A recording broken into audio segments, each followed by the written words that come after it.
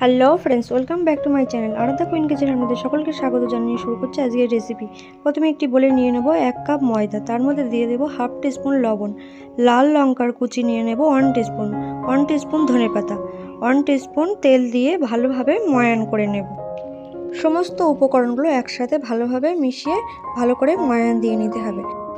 এবার অল্প পরিমাণ ময়দা হাতে নিয়ে চাপ দিলেই দেখবেন মন্ড আকারে হয়ে আসছে, তখন বুঝবেন ময়ানটাকে খুব সুন্দর করে দেওয়া হয়েছে। এবার এই ময়দার মধ্যে অল্প অল্প জল দিয়ে ভালোভাবে ময়দাটিকে মেখে নেব এবং 10 মিনিটের জন্য এটাকে রেস্টে রেখে দেব।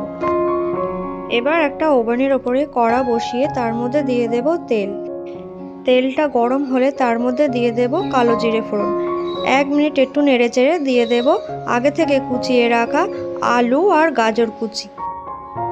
এবার আলু আর গাজরটাকে 2 মিনিটের জন্য আমি ভেজে নেব। এবার এর মধ্যে দিয়ে দেব পরিমাণ মতো লবণ, 1/4 টিস্পুন হলুদ গুঁড়ো, হাফ টিস্পুন দিয়ে দেব লঙ্কার গুঁড়ো।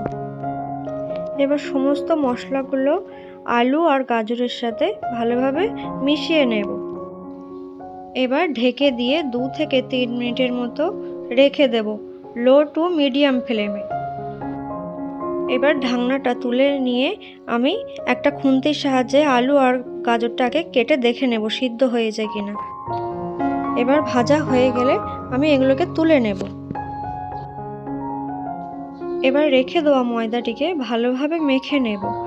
এবার লুচির আকারে ছোট্ট ছোট্ট বলের মতো করে লেচি কেটে নেব। দেখুন বন্ধুরা, আমি ছোট ছোট বলের মতো করে লেচি কেটে নিয়েছি। এবার একটা লেচি নিয়ে ময়দা মাখিয়ে ভালোভাবে আমি বেলে নেব।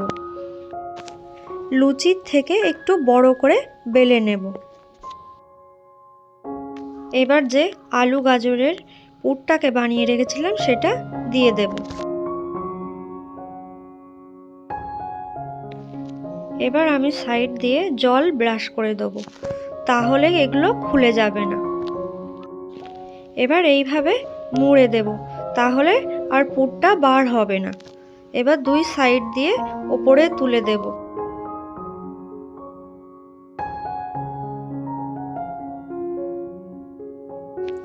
এবার এটাকে রোলের মতো করে নেব। দেখুন বন্ধুরা, কি অসাধারণ দেখতে হয়েছে। আপনাদের এই রেসিপি যদি ভালো লেগে থাকে তাহলে অবশ্যই কমেন্ট করে জানাবেন। ভালো লাগলে লাইক করবেন, শেয়ার করবেন। এবার একটা কড়াইতে ভালোভাবে তেল গরম করে এবারে এগুলোকে ভেজে নিতে হবে।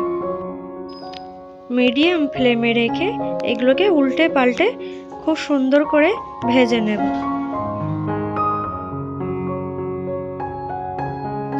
মিডিয়াম ফ্লেমে উল্টে পাল্টে এগুলোকে সুন্দর করে আমি ভেজে নিয়েছি।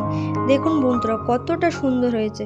যতটা সুন্দর খেতেও কিন্তু অসাধারণ আর খুব মুচমুচে। এটা অবশ্যই আপনারা বাড়িতে ট্রাই করবেন, অবশ্যই ভালো লাগবে। তো বন্ধুরা, আপনাদের এই রেসিপিটি কেমন লাগলো অবশ্যই কমেন্ট করে জানাবেন। ভালো লাগলে লাইক করবেন, শেয়ার করবেন। আমার এই রেসিপিটি দেখার জন্য অনেক অনেক ধন্যবাদ।